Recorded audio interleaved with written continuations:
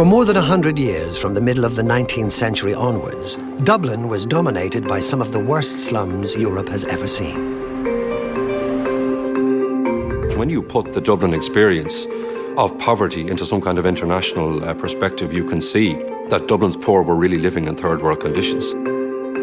Overcrowding was a major issue in certain parts of the inner city. 80% of families living in these tenements were living in one room. When I was a young actor at the start of my career, I discovered, quite by chance, that my own mother had grown up in a tenement house. Now I'm trying to find out everything I can about the world she was once part of. Last time, we discovered how the slums began. In this program, we explore the daily grind of tenement life. Helping us to do this will be laundrette owner Cathy Winston and 6 members of her family.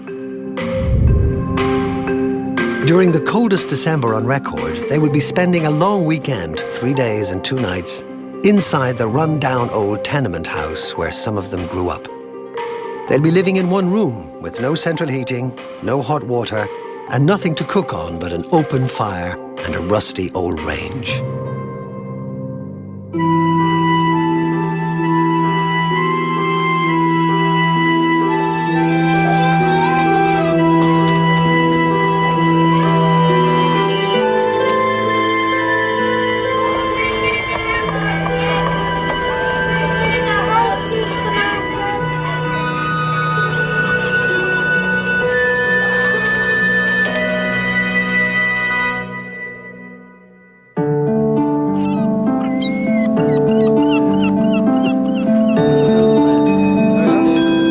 On a chilly winter morning, dressed in clothes which resemble those worn by tenement dwellers during the first half of the 20th century, 7 members of the Winston family gather at the entrance to Henrietta Street, the rundown cul-de-sac on Dublin's north side where some of them grew up and where they'll be spending the next 3 days. We're talking about what we used to do years ago when all the men would be standing on the corner on Sunday after Mass and we come down for our Sunday penny. The older members of the group, Cathy Winston and 4 of her 13 siblings, know exactly what they've let themselves in for. But the younger ones, Cathy's niece Orla Doyle and her nephew Don Elliott Baker, aren't so well prepared. We've passed by the house lots of times, never got the opportunity to go in. I actually don't know. I expected it to be a room, very bare, really. The basics, I expected to be just basics, you know. I'll probably be going around with a blanket on me the whole time. Freezing. I'm sure there's an awful lot I've yet to know, you know. So I'm looking forward to learning. Also looking forward to the next 3 days is Anna Winston, Don and Orla's aunt. She has flown in from Florida, where she's lived for the past 20 years, because she wants to find out what life was like for those who lived in tenement houses like the one she grew up in 50 to 100 years ago when the slums were at their height. To be with my brothers and sisters and go back to that time and experience what went on is kind of like, it's a once-in-a-lifetime opportunity, you know. And, you know, the whole thing about having to cook the way they did back then and dress the way they did back then, it's really, like, exciting to have to do it.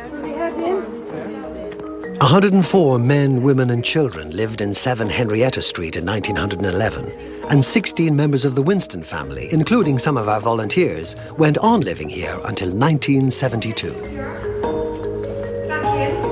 Henrietta Street, oh my God. Oh my God, it's small. Look, they have light here, look. The members of the group are moving into this small space on the ground floor of the building, one of 2 rooms which the Winston family occupied until 40 years ago. Oh my God, look at this. Some of them haven't seen the room, in which we've left some old furniture and basic household supplies since they were children. Others have never seen it before. Both groups are unprepared for what they find.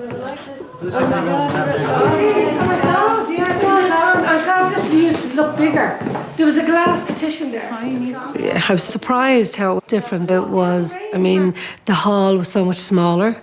The room was, you know, tiny compared to what I would have known it as a child. But we're going to have to sort things out. I was like, we've all got to live here, sleep here, eat here, you know, all in one room, you know. Well, these are beds. They're even smaller beds, yeah. Despite being shocked by its modest size, the Winstons quickly get down to making the room habitable. You can either go this way or just leave it lengthwise. Where's the pillows and the duvets? That's what I want. Get in bed now and say it. The press is there, we can put all the food on. I love this fireplace. Almost without thinking, Patrick Winston starts to make a fire, a task he'll find himself performing many times over the next 3 days. I ended up with the fire. I don't know how I ended up looking after the fire all the time. That was designated that job without being designated that job. You know what I mean? I done it the first time, so that was it. What Patrick may not appreciate is that when the tenements were at their height, looking after the fire was a very important job. During the winter months, keeping a fire going for as long as you can, especially during daylight hours, was a key priority. I mean, at night you could keep yourself warm by burrowing under a mound of blankets or overcoats or snuggling up next to your brother or sister if you were sharing a bed. But during the day, the fire is your only source of warmth. But the problem is, burning a fire from breakfast time till bedtime is a luxury that many tenement families simply couldn't afford. Not everyone who lived in a tenement house was dirt poor by any means. Few people had much disposable income, though, and finding money for fuel was often hard.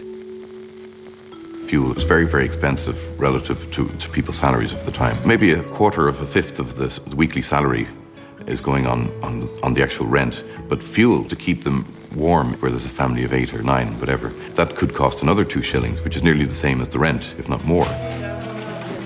We didn't have the price of coal. You burn everything, shoes and everything.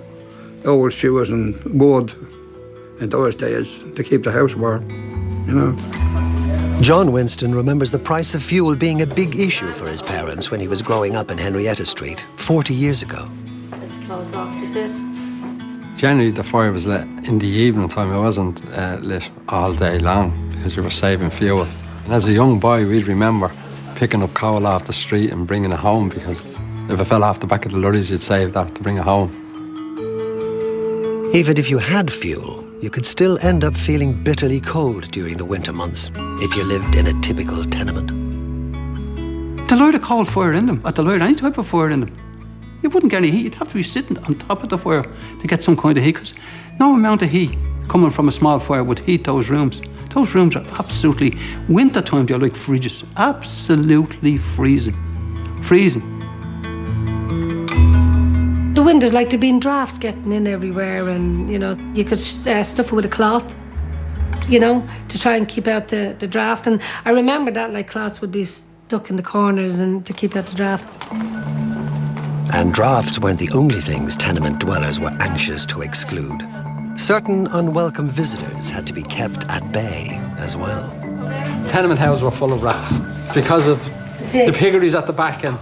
Plus, I mean, there was a lot of people living here and food, all the... My dad would go out with a bamboo cane and we'd be looking out the window and the rats would be there, and he'd sneak out and he'd be, you know, whacking them and killing them with the...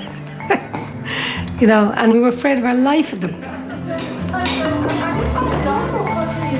Don Elliott has spotted a hole in the floor, which could be big enough for a determined rodent to get through. I was filling it with newspaper and John came over. Oh, no, that's not what you do, that's not what you do. And he showed me Dad breaking up the jam jar and stuff.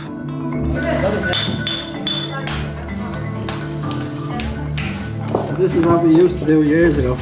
We used to block up the holes this way. They won't chew on glass. So that does the job, and that'll keep out the rats for the night. That's if there's no more holes, right? Dealing with rats and other vermin was a male task in the world of the tenements, as it is in many households today. But pretty much everything else that went on around the home was under female control. Women weren't usually the main breadwinners, but they did take most of the big decisions affecting the family's welfare, and, on occasion, its survival too. The man is walking the streets looking for jobs often. The woman is the one who's looking at the budget, thinking of ways in which she can make that go further. And also, it is she who decides when they have limited resources in terms of food, who gets it? Who gets the larger portion? The women of them times, they never looked for much for themselves. Like, from me listening to the neighbours as I grew up and all they worked for was for their family and to keep a roof over their head.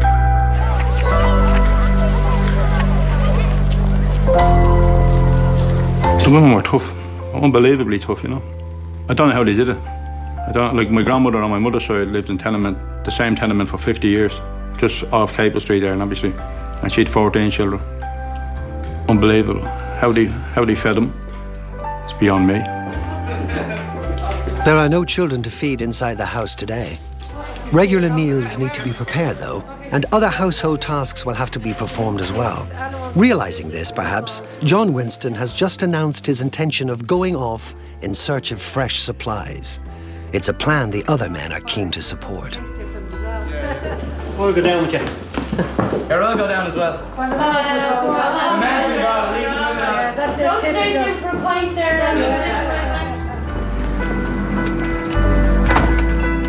With the menfolk out of their hair, the female members of the Winston family can now apply themselves to the seemingly endless list of chores that tenement women had to perform. Cleaning out the family's room, washing the children's clothes, scrubbing down the communal stairs, and so forth. Physical tasks that few people are up to today. So, how well will the Winston women rise to the challenge of carrying them out?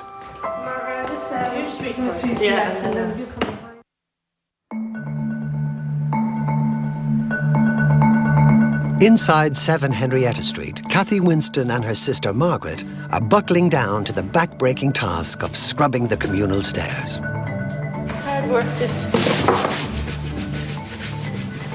The two women's mother, Annie Winston, and their grandmother, Sarah O'Neill, used to scrub these stairs too in years gone by.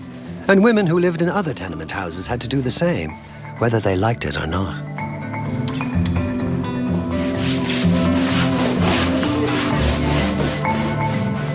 The landing you lived on, you do the flight of stairs going up to your landing, and then the woman underneath, she do her flight of stairs. So you all had your stairs to do. They're coming up good, aren't they? I scrubbed the stairs down one Monday and you scrubbed them next week. They were spotless clean houses, like. People lived in cleanliness, though they hadn't, like, bathrooms and things like this, but they still were very clean. There was an old saying from the old tenement people was, sure, you could eat your dinner off the floor. It was that clean. And that was the way it was. While Cathy and Margaret get on with the scrubbing of the stairs, Orla Winston and her Aunt Anna start to clean the dirty dishes left over from the spot of lunch the women made for themselves earlier on. Keeping the bucket they're having to do this in topped up with cold water from the tap and hot water from the fire isn't easy. There's time, though, for Anna to tell Orla about a key memory she has of growing up in this house back in the 1960s. So did your mummy ever tell you about how your nana used to give us a bath when we were kids? Did your mummy ever tell you about that? I'm sure that was that was a fiasco. A sight, yeah. Yeah, it was, because she had a big, huge tin bath. Yeah. Like, it would fit on this table, like, maybe from there to there. Yeah. And you got a chair here, a chair over there, and we got up one by one, this side of the chair. She'd put you into the bath.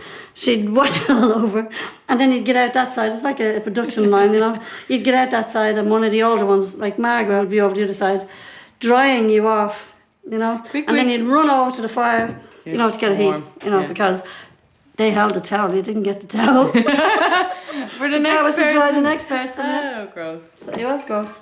So when you got older, as you know, teenagers or coming into teenagers, you know, it was really embarrassing, you know, because, well, you know, as young women, you thought you had stuff, but you didn't really. However, it was just very embarrassing. You know? I'm like, oh, mommy, please. It wasn't funny at the time. Anna isn't the only former tenement dweller who remembers being bathed in this way. Similar scenes, amusing to some, but embarrassing to others, seem to have occurred in practically every tenement household.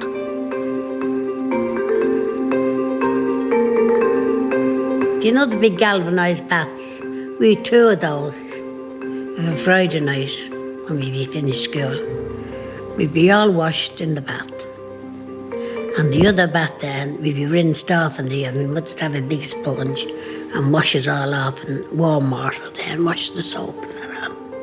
As you got older and your bits started popping out, you know, and you didn't want anybody to see them, you'd heat the pot of water and go upstairs and just wash yourself in the sink.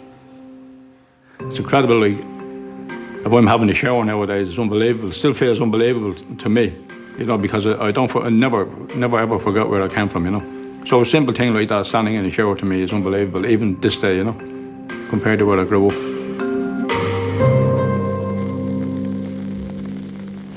Bath night must have been a bit of an ordeal for the mothers of tenement children, as well as for the children themselves. But there was one other weekly event that I'm sure many women would have dreaded even more. Wash day.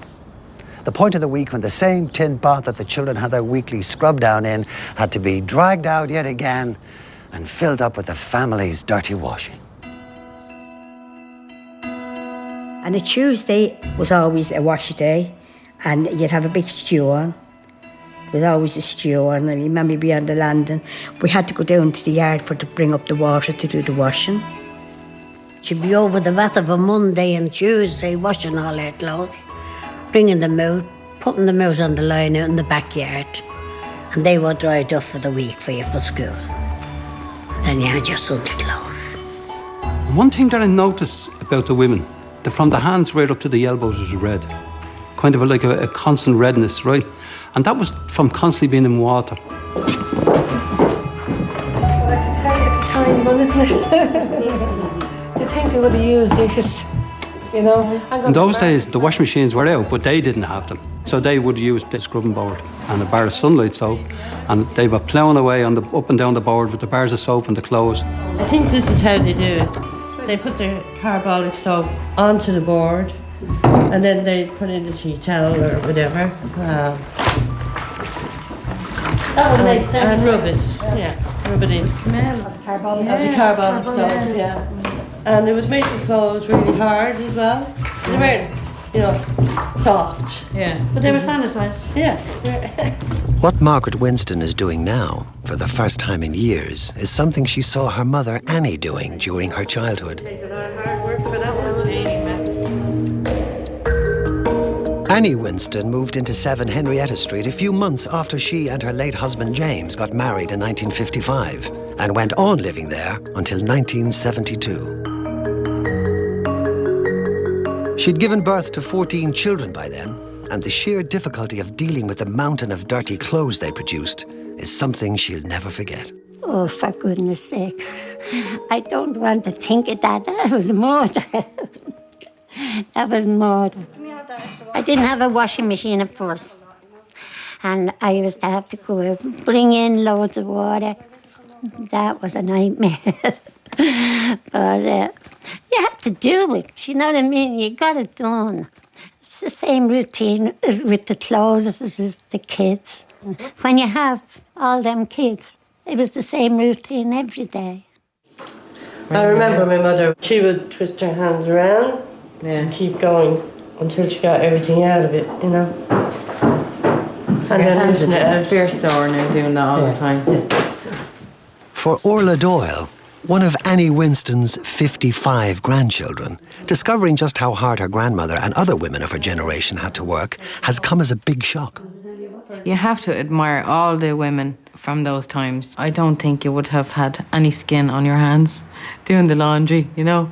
And every week, I'm sure, when that was over, you'd be like, whew, 7 more days, do we have to do that again? Like, hard knock life. And now you just put it in the washing machine, press a button, and off you go. And we still complain about it. Yeah. You know, I didn't do the washing today. Nothing was easy, you know. Reality was there was 14 of them, plus me nanny and grandad. And me nanny was the one doing all of that work. Poor nanny, like, and now Would you have a renewed respect for Nanny? Oh, yes. After, very much so, yeah. We knew she had a pet, you know. But actually doing it, you know, kind of. To come back in and relive it and actually do it hands-on is a big difference, you know. Janie Mac, she's someone. Never-ending housework made life tough for all kinds of women during the long history of the tenements. But married women had an added burden to bear. The seemingly endless round of pregnancy and childbirth that was a prominent feature of their existence. That's it. Yeah, keep going. That's it. Kathy Winston still can't get over the way in which the reproductive cycle dominated her mother Annie's life. Well, we used to stand on the steps every year and clap, you know, my mum come home with a baby. Every year there was, you know, an addition. Yeah, we were sent to bed at 7 o'clock and every year there was another baby. I mean, come on, you know. If we had went to bed later, there'd only be half of us, you know. Her morning started with getting us out to school, getting us fed and out to school. And then, you know, when she'd get us out to school, it was organising to get the dinner ready, get whatever clothes needed to be sorted out. And, you know, there would always be a baby there. So you were feeding a baby, you know, you'd have one hanging off your hip and your lip and everywhere else. For the first, we say, 15 years, she was feeding babies day in and day out. It must have been horrendous. I have one son. Even with one child, yeah, you know, things are hard. But to have 14, you know, there's just no rest. Very big families were, however, not merely common in the tenements, but rife. Now, we had 4 children, and the woman in the back beside us had, I think, 7. Mrs. Donoghue had 5. Mrs. Brady had 7 or 8. And that's only on the lower, that's without overhead. So there'll be 100 children maybe in the house. They all had big families on the road. They all had 10, 12 kids. Like one woman up the road, she had 20 children in a 2-bedroom house, you know. Like I used to wake up in the mornings looking for my legs, like it'd be maybe 6 or 7 of us in the one bed. The mothers were worn out from having babies every year. Some of them had 15 and 16 and even up to 20 babies or 25 babies. I personally knew a woman who gave birth to her 25th baby when I was in the Coombe. And they were worn out. And later on, they spent a long time in the gynae unit being repaired, mostly from the pregnancies, but also from continual sex. The husbands would think that it was their prerogative to have sex with them every night.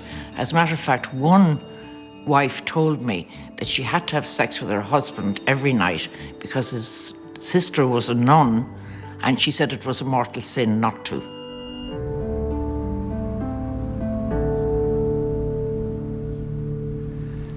The constant cycle of pregnancy and childbirth that many tenement women seem to get caught up in shouldn't be portrayed as something completely bad. Having a large family can be a source of great fulfillment and joy, but there is a downside to it nonetheless. Having lots of children is not only a drain on the family's finances and the woman's health, but also it involves an increased risk of tragedy. As every tenement dweller knew only too well, the more babies you have, the more likely it is that one of them will die.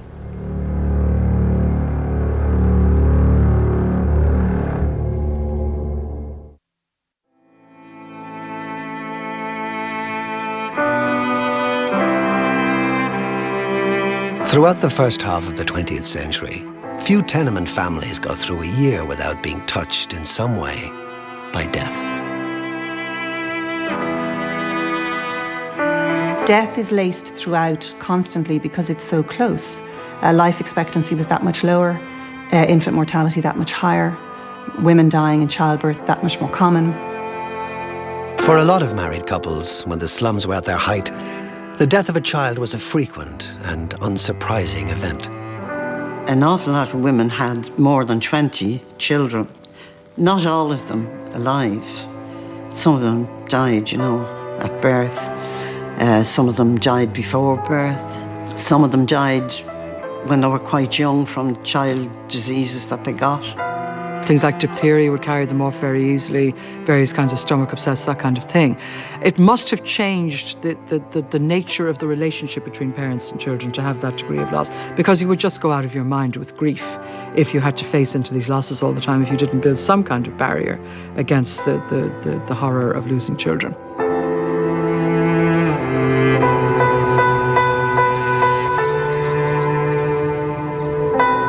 If you want to get a sense of how strong and unyielding a presence infant mortality was in tenement dwellers' lives, you don't have to stray very far from the centre of Dublin.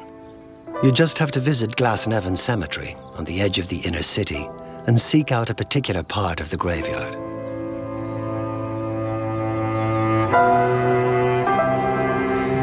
This is Angel's Plot, the most melancholy spot in all of Ireland, I should think.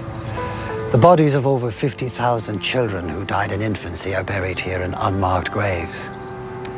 It was very heavily frequented 50 to 100 years ago when the slums were at their height. When a child died in infancy in those days, its grieving parents had little choice about what to do with the body.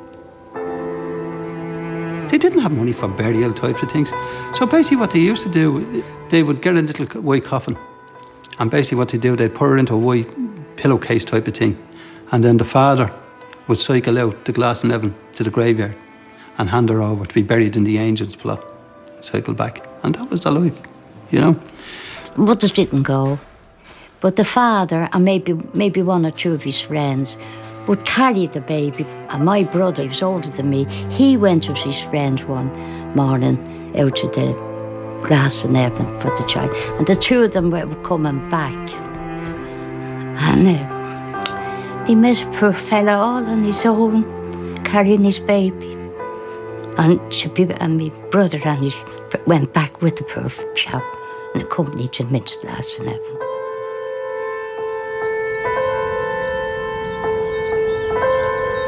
The dark side of tenement life was clearly very dark indeed.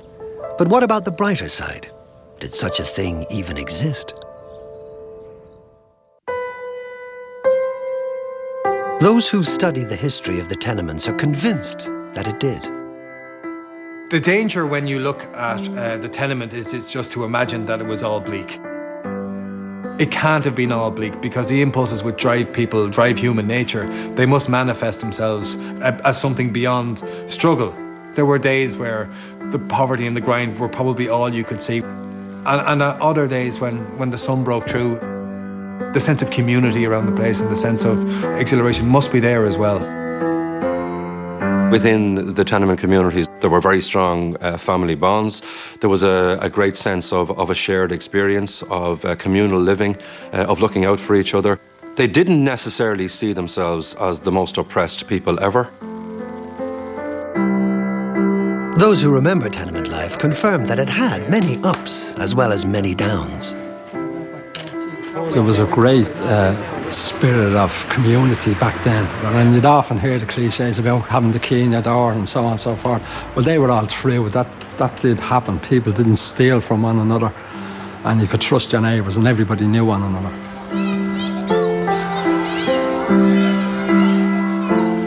In the evening, we'd sit there and have a chat, a few of the neighbours together. And the kids would be all playing on the road. They play piggy, skipping and all, you know. And it was enjoyable at them times, you know, because everyone was good to one another. You know what I mean? There was no bitchiness and all the neighbours agreed with one another. And they helped kind of one another too. It wasn't all unhappiness or anything. My husband used to, I feel like the Queen of saying that, my husband, but he used to say people shared poverty, which they did, you know. They shared food and all. You can't imagine offering somebody now a bowl of soup or anything across the road or in the house. You know, everyone has enough. But years ago, they shared so much, even clothes. Everybody was in the same boat. And if somebody went without everybody shared what they had on the street. Everybody was, you know, taking care of the other, so we don't have that anymore. And I think it's time we start going back to stuff like that, you know. Anna Winston and her relatives are hoping that a spirit of cooperation and harmony will rule here at 7 Henrietta Street over the next few days. But tenement life wasn't always like that. Now that the men have returned, it's becoming obvious just how small the room is and how little privacy everybody's got. In the old days, living like this led to many a family row. I used to wonder how some of the people lived. I mean, you're talking about 10 people in a room. And like, you all hate each other because you're in each other's face, up each other's nose, in each other's ears. There's nowhere to go. You go to the loo, there's somebody there every time, and all that. That's your bathroom. This is where you wash and shave, the whole lot. People would get angry and would just shut up. And don't you tell me that it's just combustible all the time. Good food diffused many a tense situation in the past, but providing it was never easy, partly because people couldn't afford high-quality produce. Where there's vegetables, they're limited to potatoes, onions, cabbage, the occasional carrots. You know, nothing fancy at all. And meat, we're really, you know, meat is quite restricted. You're looking at all the cheaper cuts, cow heel, sheep's heads, all of these sort of stuff. As well as a shortage of good ingredients, those who prepared meals in tenement houses also had to put up with a lack of proper facilities. I'm going to have to lift this off a bit. Well, lift it off. We couldn't cook food. We only had a fire. We didn't have an oven or anything like that. We had to cook on the open fire. And, I mean, everything fell and the fire went out and pots boiled over. I eat an awful lot of carrots and turnips raw. Now where are we going to put the potatoes? We have to do them separate. We're going to have to move it over and put the two of them on. Fireplaces in these rooms were never designed for cooking on. They were simply designed to provide heat for the room, for whoever's in the room at that time. And these were the fireplaces in the 20th century that people were having to cook on. It wasn't until later on then in the 40s, 50s then that they started to bring in the actual small sort of ovens that were part of the fireplace as such. That came later on. So you were very much restricted to boiling, you know, or frying on a pan. But really boiling was the big thing. So it was all about stews, Dublin coddle, soup, you know, boiled bacon and cabbage. And all of this then mopped down with chunks of white bread. A woman in the tenements could do a pot of stew on a Monday, be that big, it would last 3 or 4 days. And that's why you had 2 choices for your dinner in them days, take it or leave. Simple as that.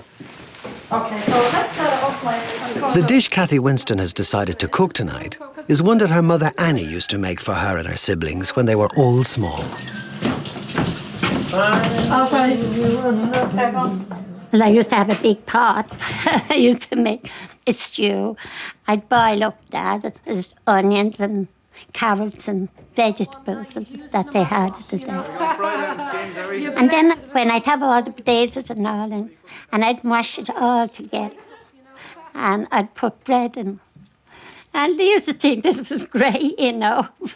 And this is what we used to do years ago, or I should say our mother used to do this years ago, and it was absolutely gorgeous. Are we going to do that today? Well, you know, if you want to do that, we can, I'm sure. I think we should. Whatever else happens at number 7 tonight, the Winstons won't go hungry, that's plain enough. Pretty soon, though, the lights will start to go out as the family members attempt to settle down for the night.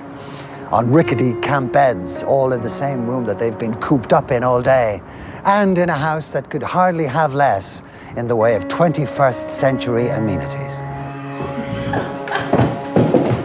My daddy sits there. A long, cold evening stretches ahead of the Winstons now. How they choose to spend it will shed more light on the lost world of the Dublin Tenements.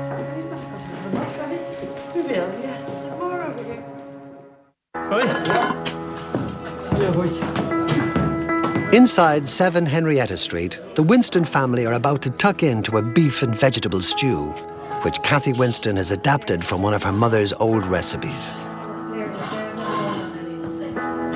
The meal has been hard to cook, and Cathy's worried about how it'll go down.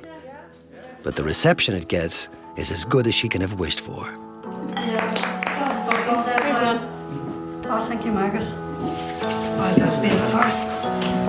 Paula. Yes. I didn't really set the table properly. Are we going to have enough to go around?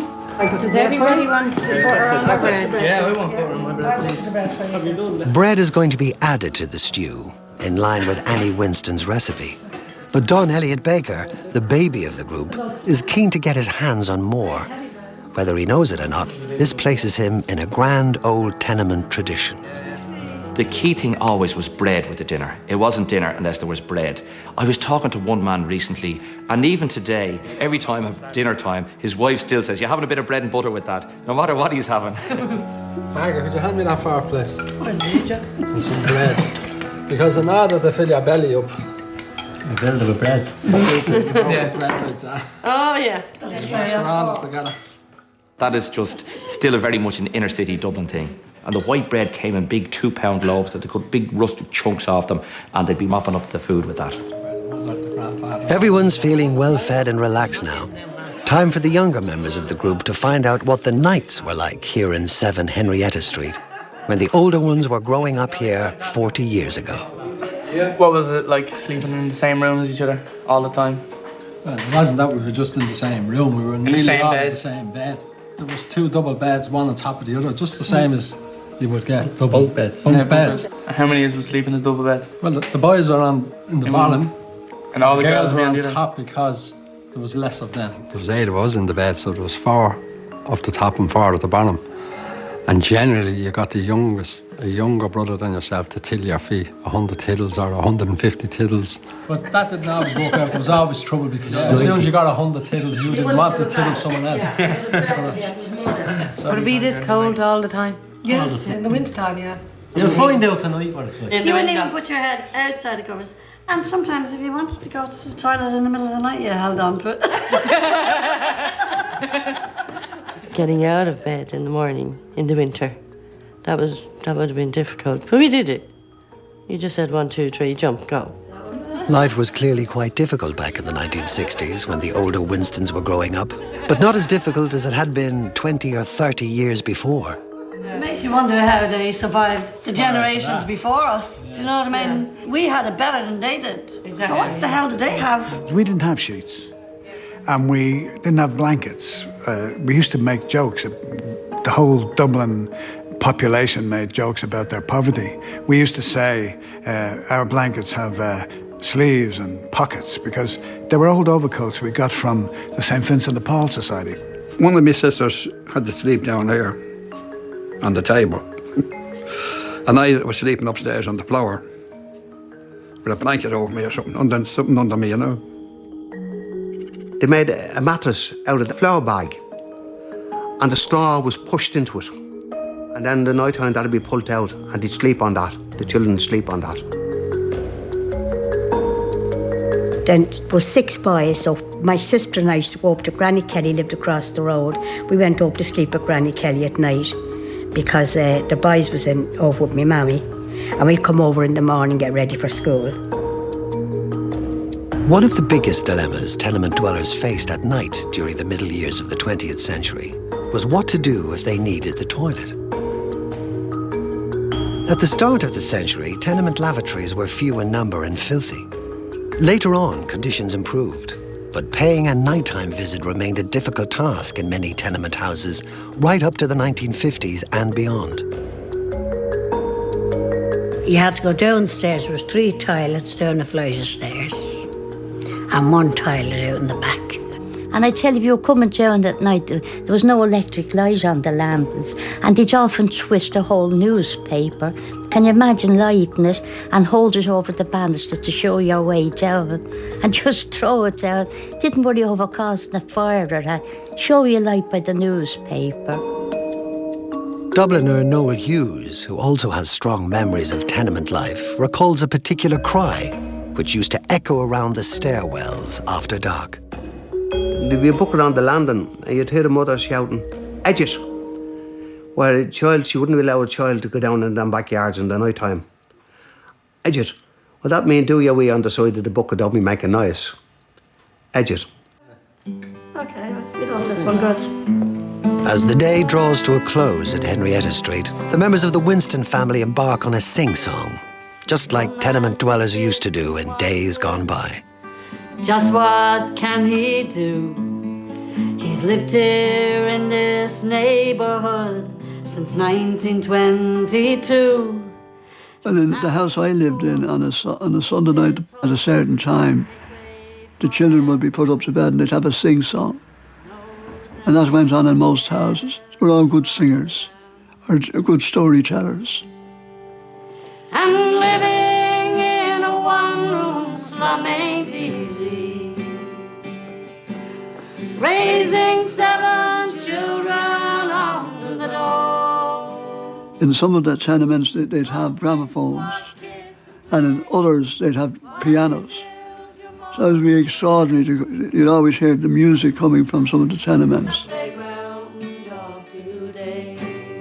They all loved the music, and they loved opera, strangely enough. Anybody got any other ones? Well, your granddad used to sing opera. He used to do very well. And would you sing one of the songs that he would have sang years ago? Santa Lucia. You know that song? Yeah.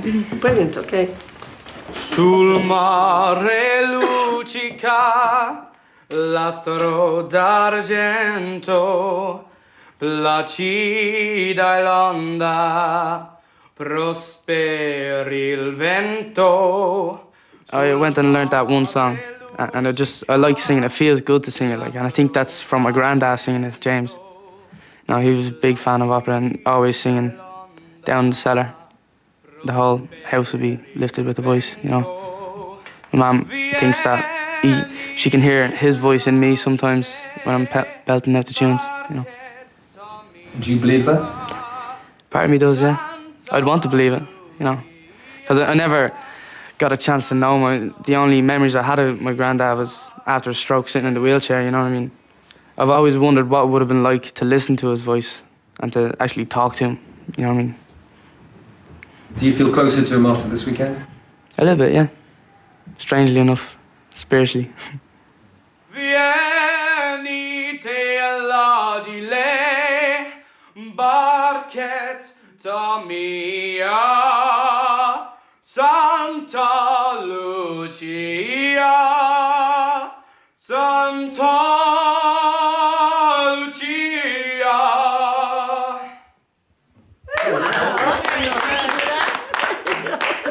That's what we used to listen to every night, because that's what my dad used to sing to us every night. Like, he would sing, a lot of songs. The family's first day in the house has come to a memorable end.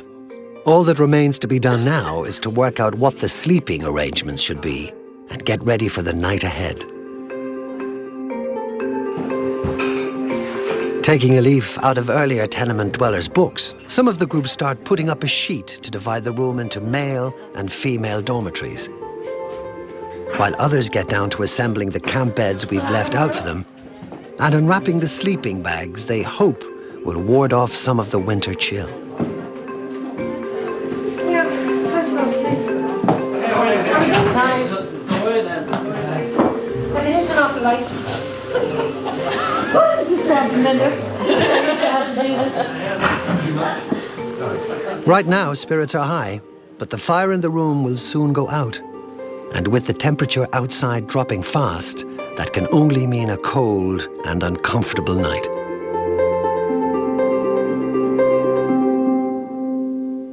Next time, we find out how bad things did get in the room. The Eskimos were warmer than we were. I brought back that reality. We explore the harsh world of the Dublin labour market and discover the terrible toll it took on working men. Their employment terms were casual. But the casual is an extraordinary word to use because, by God, their lives were not casual. They must have literally, from the moment they woke up, the day was about getting some sustenance. You'd just be pointed out, I want you, you, I don't want you today. And we learn the dreadful truth about what went on inside certain tenement schools. It was rough, very cruel teachers, sticks, legs of chairs, poles, that's what they hit you with. They were rat holes of schools. That's what they were, rat holes of schools. And The Tenements continues next Wednesday at 10.